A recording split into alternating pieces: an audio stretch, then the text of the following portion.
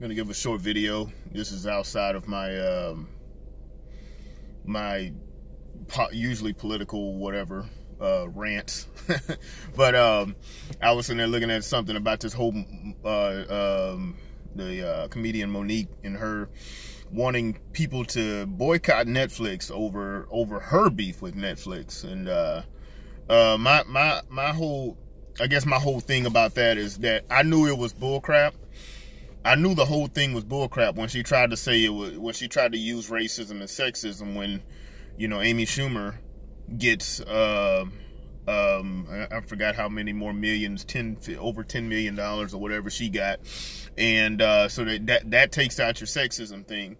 And then of course she tried to ride with the whole racism thing, because you know that's what people do.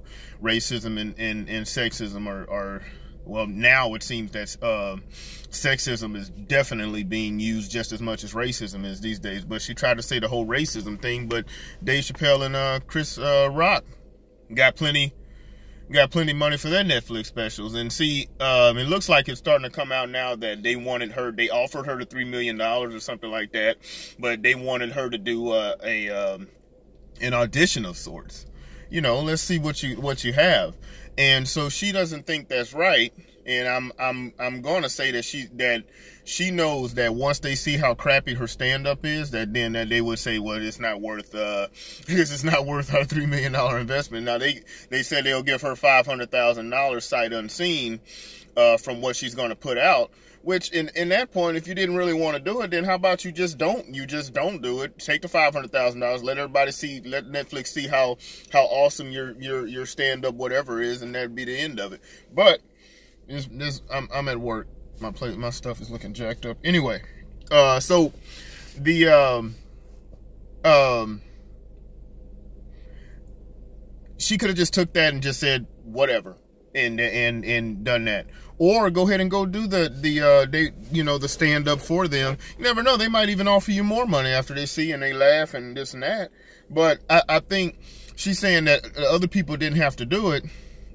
So that's why she feels as if she shouldn't have to do the whole tryout or whatever, what you would call it. But the thing is that she hasn't been doing stand-up for a while. So people, maybe they want to see that Netflix want to see that you still got it. You know, Dave Chappelle, let's be honest, people have been wanting that from him.